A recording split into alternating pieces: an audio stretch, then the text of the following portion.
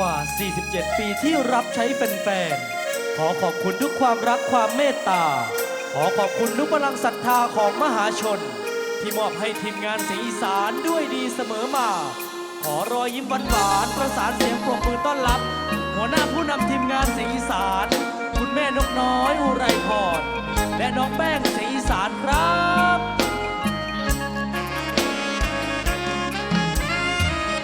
สองเสียงเคียงคู่ร่วมสู้ทุกภัยฉโลมหัวใจ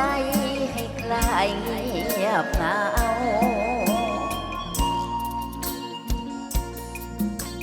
กล่อมชีวิตคนมานานยาวให้สู้ในทุกเรื่องราวเสียงทำเลิศล้ำนำสองมีอีกเสียงหนึ่งคือเสียงอีสานสืบทอดตำนานสานต่อให้พ้องสองสำเนียงผูกพันเกี่ยวดองสร้างความผาสุกเรืองรองเกี่ยวความมองที่มีในใจเสียงกล่อมโลกดับโศกผ่อนทุกข์บรรเทาคอยเป็นผ้าห่มกันหนาวในคราวสะบันสั่นไหวเสียงคำนำส่งตามกรองพระรัตนตรัยเสียงอีสานสร้างความสดใสผ่อนคลายความทุกข์ระทมสองเสียงเคียงคู่ร่วมสู้ยาวนานด้วยอุดมการณ์สร้างสรรค์สังคม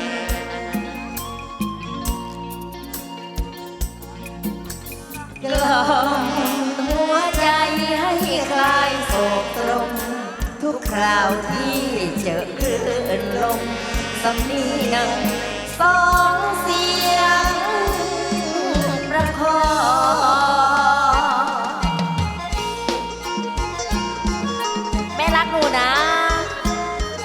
อย่าได้แผ่วอย่าได้แผ่ว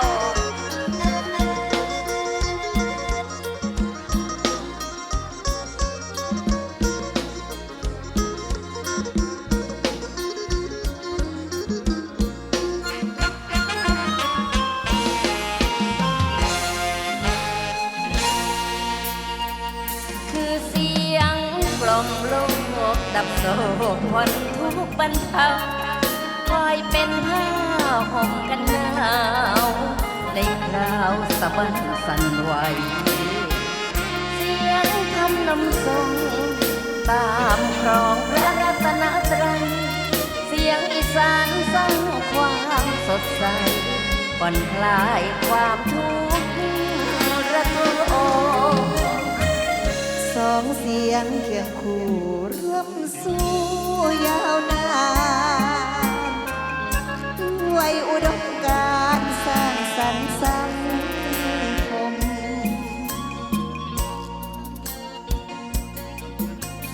กล่อมหัวใจให้คลายโศกตรมทุกคราวที่เจอคลื่นลมสำเนียงสองเสียงประคอง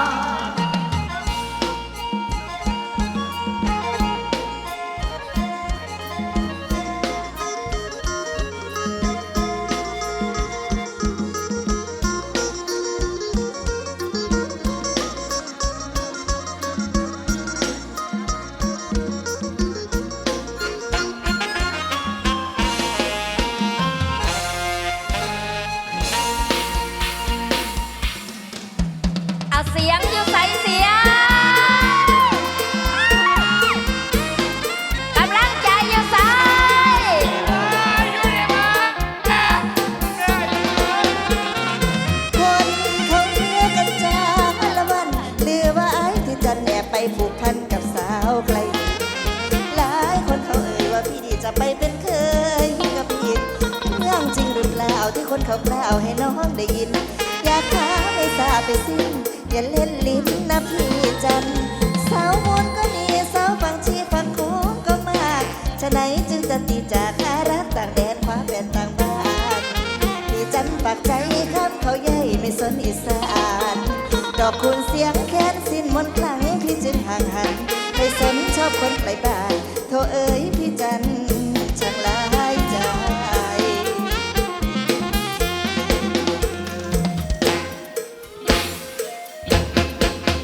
อย่าได้แผ่วอย่าได้แผ่วเสียงเง่าแท้น้อเนาะ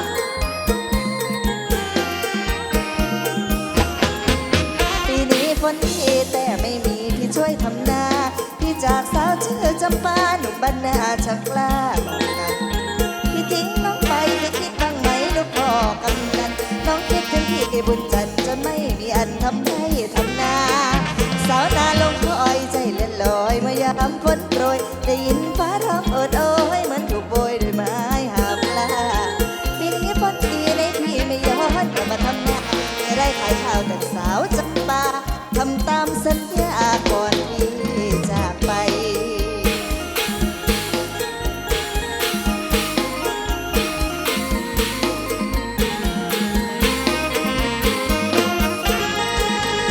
จังได้คือจังไรลืมทิมไม่ลืมจิ้มสาวอีสานบ้านคงและเด็กพี่ชายเอ๋ยพี่บุญจันทร์บ่โคงบ่คำบ่มาคำละแก้วหาวพี่จ๋าพี่จ๋าพี่สังกาเป็นเก่าลืมสู่เก่าแฟนเดิมเคยส่งเสริมกันมาพี่ปล่อยจำปาให้ใจแป้ว ใจแล้วย้อนวนชายแคมบ้านแก้มบ้านพี่บุญจันทร์โหสั่งทอดทิ้งจะบ้างเอ้ยยันแต่ตกภูมิหางยันไปห้างทั้งที่บ่ได้ดอกแดงงานและเจ้าผู้แก้มวันลูกไส้กำนันใจ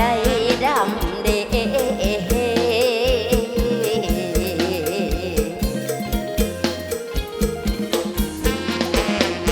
ี้ฝนดีแต่ไม่มีพิธีบุญจันทร์จำปาร้องไห้ทุกวันหากเป็นมันเพราะแฟนฝนมาฟ้ามนต์คนที่เรารักก็ช่างเกเรสงสารตัวเองเลยเพ่แฟนไม่กลับมาจำปาปวดใจ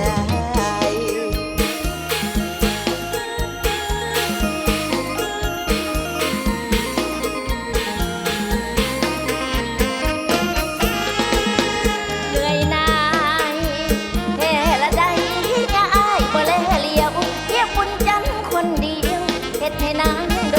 นเย้ยฝนเอ้ยไอ้ฝนฟ้าสั่งมาตกดีสั่งเหมือนน้ำตาคนหลังสาวจำปาผิดหวังเรื่องเฮ็ดหน้าซอยมอยน้ำตาหอยอยู่วังโพนละปานว่าน้ำหล่นลีไหลลงลำเจ้าสี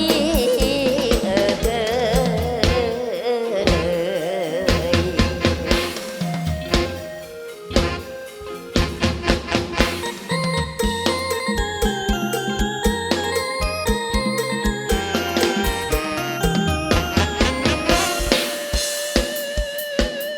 เอาไปต่อไปต่อ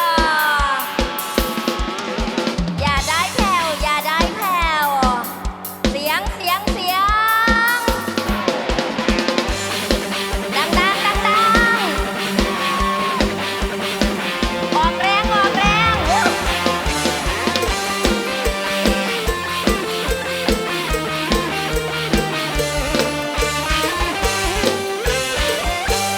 ว่าชีวิตสู้ขึ้นลงที่ทงทำทุ่มเทพลังด้วยแรงกายใจดวงน้อย สร้างเดือนและดาวประดับฟ้าให้เลิศลอย วันดินจากดอยให้เป็นดาวมายาวนา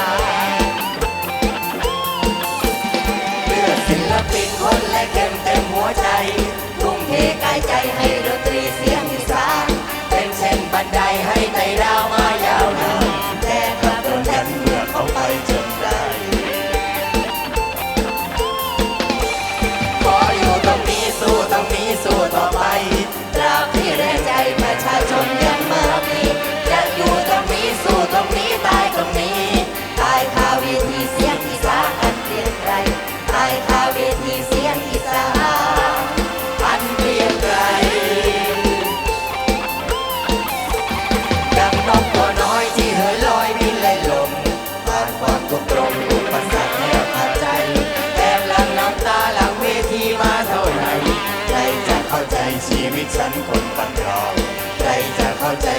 ปันดินให้เป็นดาว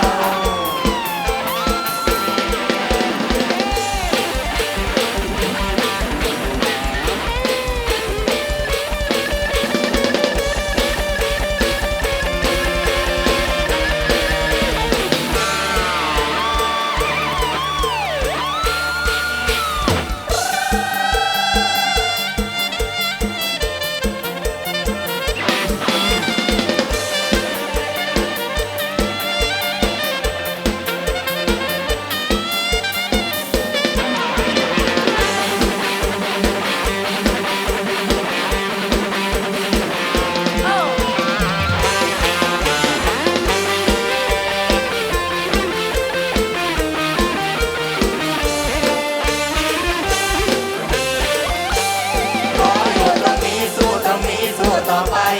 ตราบที่แรงใจประชาชนยังไม่จะอยู่ตรงนี้สู้ตรงนี้ตายตรงนี้ตายคาเวทีเสียงอีสานอันเกรียงไกรตายคาเวทีเสียงอีสานอันเกรียงไกรดังนกตัวน้อยที่เหินลอยบินเลยลงผ่านความทุกข์ทนก็สั่งแทบขาดใจแบบหลังน้ำตาหลังเวทีมาเท่าไรใครจะเข้าใจชีวิตฉันคนปันดาวใครจะเข้าใจคนปันดินให้เป็นดาว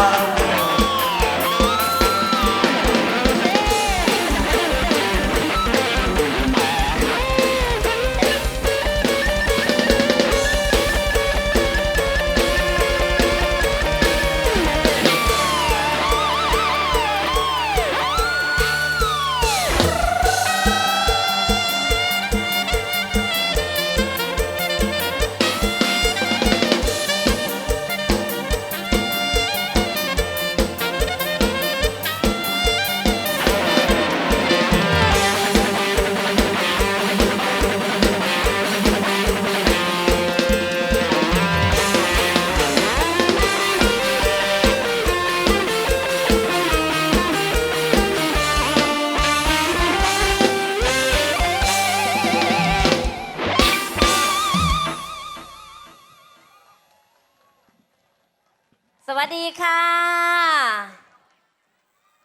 สวัสดีค่ะ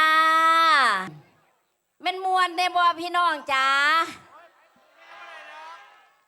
มวนอยู่เนาะขอเสียงผู้สิถือรางวัลที่หนึ่งแน่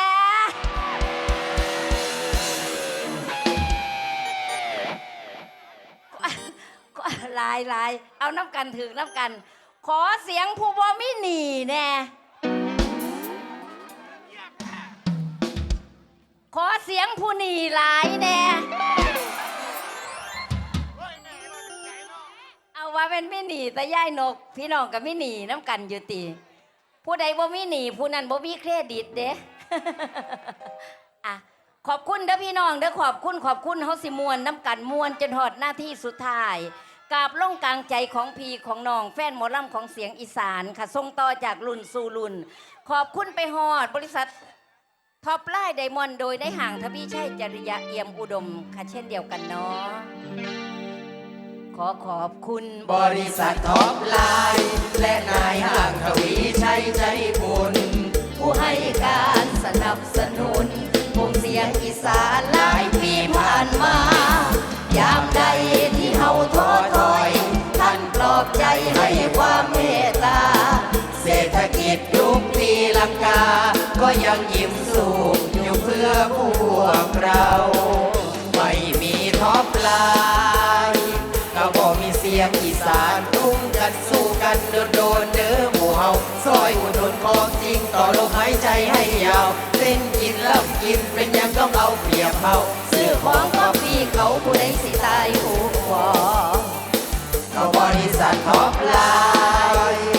และศิลปินตาดำ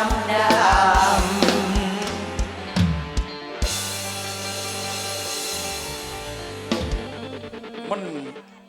กับขนมปังโกเบตอิ่มคุ้มเต็มคำจัดเต็มมากใส่ถุงมายัดกระสอบมาก กระสอบแล้วเท่าใดล่ะฮะลี่ กระสอบเท่าใด ไม่หยังน่ะนก ไม่อยากได้อย่างนี้ซ้ำเท่าฮักอีหลี กระสอบนี่200 บาท แถมตุ๊กตาบ่ได้ขายเด้อ เอามา ขาย แถ ขน ม มเอามาแถมแล้วก็มีเสืองามๆเนื้อผ้าดีๆ ของแม่ใหญ่นกน้อย อุไรพรให้พี่น้องได้สนับสนุนมือเนี่ยเนาะอ้าวสนับสนุนกันเด้อเสือสวยๆงามๆของแม่ใหญ่นกน้อย ตัวหนังสือนี่มี2 สีเด้อพี่น้องเด้อเลือกเอา รักนะเสียงอีสานฮักเจ้าเด้อเสียงอีสานสำหรับผู้ฮักเมนกน้อยฮักเสียงอีสานของเฮาค่ะ อับใจผู้ใดหักพ่อใหญ่ชาลีนะเอาวันนี้ห้องมวนๆกับขนมปังโกเบอิ่มคุ้มเต็มคำ ของขวัญในวันพิเศษ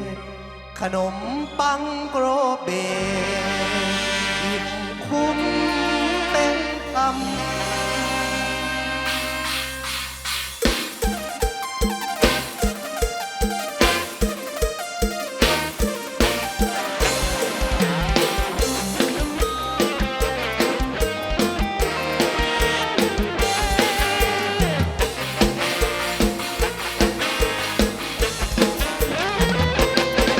ของแซ่บสำหรับคนทุกวัยกินแล้วสุขใจอิ่มคุ้มเต็มคำพี่เชฟปังยังมาแนะนำเชิญชวนมาเป็นเจ้าประจำใส่แน่นทุกคำคุ้มเกินราคาขนมปังโกเบเป็นเสบียงสะดวกพกพาจะซื้อจัดหาสำหรับคนพิเศษชอบแบบพอมีขอบเขตทักไปที่ไลน์แอนโกลเบส่งทั่วประเทศบริการทันใจใส่งากระแสบตัวดำกระแสบใส่เผือกกระแสบโมจิกระแสบหมูหยองน้ำสลัดจัดให้แซบแซบแซบเบิดทุกใส่ได้เบิดทุกแบบแซบคักละอายเด็กน้อยผู้ใหญ่กินได้ทุกคน โอ้น้องพี่น้องเอ๋ยขนมปังโรเบเกรดดีพรี่เมียมเตรียมไว้เพื่อพี่น้องเป็นของกินอุ่นทองเป็นของขวัญกะไดทักบาทกะไดให้ลองก็ต้องติดใจเด้น้องพี่น้องเอ๋ย ของขวัญในวันพิเศษ ขนมปังโกเบตอิ่มคุ้มเต็มคำ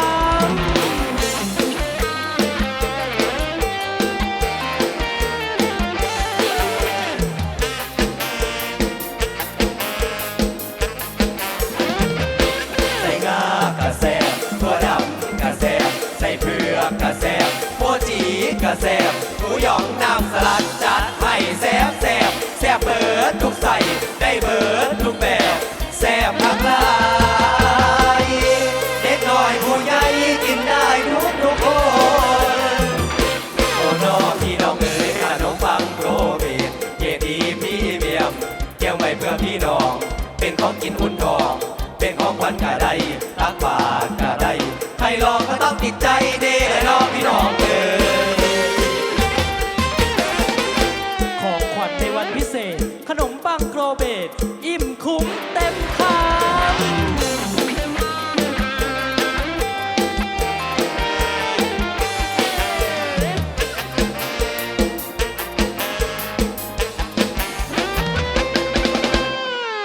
นี่คือสิ่งดีๆ จากขนมปังโกรเบตอิ่มคุ้มเต็มคำค่ะ ผู้สนับสนุนทีมงานเสียงอีสานในฤดูกาลนี้ ฝากพี่ฝากน้องไว้น้ำแนกันแล้วกัน สนับสนุนน้ำคุณปอจารีนะคะในราคาโปรโมชั่น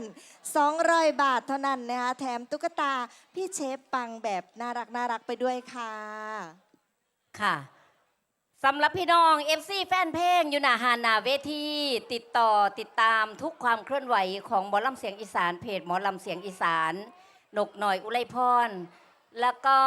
ปีกไก่ออฟฟิเชียลช่องทาง YouTube นะคะอย่าสเป็นตั้งแต่ขี่ที่หน้าห้านหลาย ให้รางวัลลูกไส้ย่ายนกแน่พี่เอ็มบอกว่ามืออื่นกับสิมาอยู่แต่ว่าบ่ได้มาหาย่ายนกสิมาหาผู้บ่าวโอ้เห็นผู้บ่าวบ่ได้ตัวนี้เอายิ้มลูกยิ้มหมูเฮายิ้มอย่าจิตตกนะที่รักของแม่ อย่าจิตตก จังน้อยเพิ่นกล่าวว่าให้เฮาดอกลูกอ่ะนกจ๋าสากอนเดอร์อาจารย์นักดนตรีและเต้ยยาวๆไปในธีมของพระเอกนะคะเสายังบักลิงนะเสายังลูกยายแหลมแม่มันบ่อยู่นี่มันเลยสั่งบ่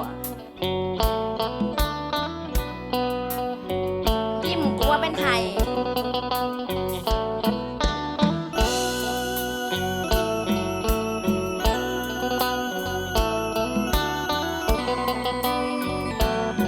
หลังบ้านพระเอกเด้อผู้อยากให้กล้วยก็ได้เด้อค่ะเด้อ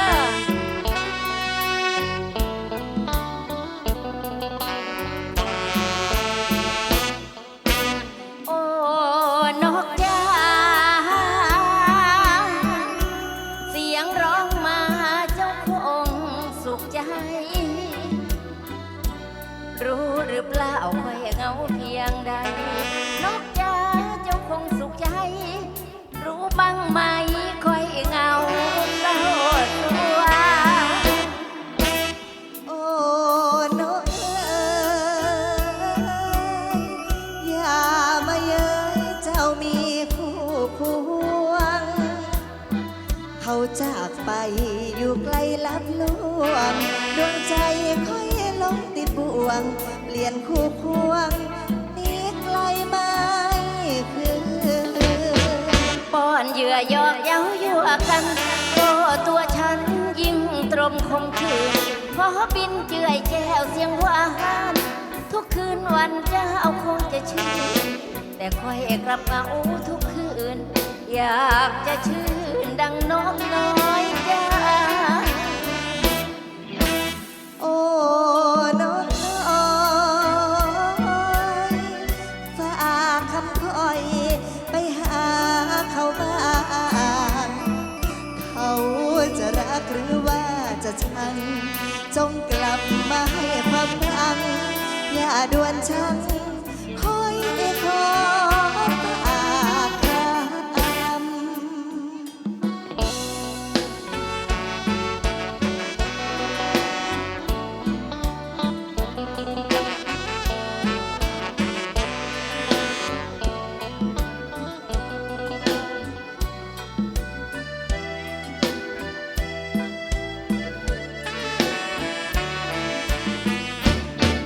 ป้อนเหยื่อหยอกเย้ายั่วกัน โอ้ตัวฉันยิ่งตรมคงคืนพอบินเจือยแก้วเสียงหวานทุกคืนวันเจ้าคงจะชื่นแต่คอยกลับมาอู้ทุกคืนอยากจะชื่นดังลูกนกน้อยจ้า โอ้แม่นกน้อยฝากคำคอยไปหาเขาบ้างเขาจะรักหรือว่าจะชังอย่าด่วนชังคอยขอ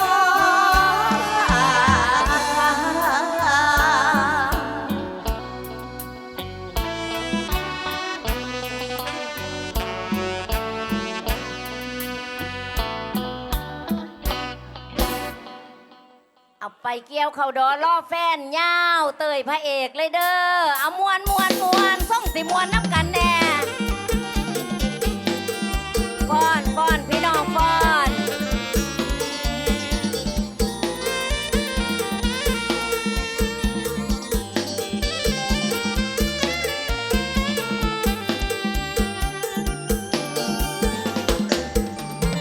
ความรักลมงมมาตอนลมหนาวมองเห็นเขาเบาสุกเรื่องสีทองอายเคยให้สัญญาจะมาเกี่ยวข้าวกับน้องเมื่อเดือน12ลมน้องให้คอยจ้องมองทางให้เขาควงแขนมีแฟนสุขสมทำกลางสายลมมีคู่เคียงข้างแต่น้องต้องยืนเดียวได้ข้างกายมีแค่ต่อฟังอยากรู้ใจคนเสียจังเป็นยังบ่จำสัญญาสัญญาอยู่หน้าปีนั้นสัญญาอยู่หน้าปีนั้นเขาคุยกันอยู่ข้างโพนคอยไอ้สาบานขมันจอยๆลงไปขึ้นดำพอแต่ดำหน้าแล้วแล้วสองแถวพาไอ้ไก่หังบอกว่าไป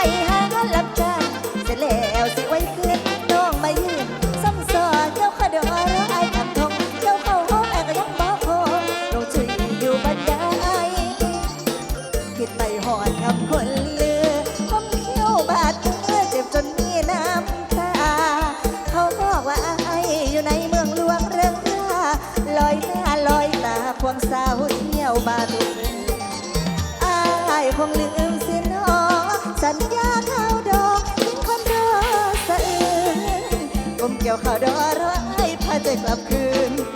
ก้มเกี่ยวข่าวดอ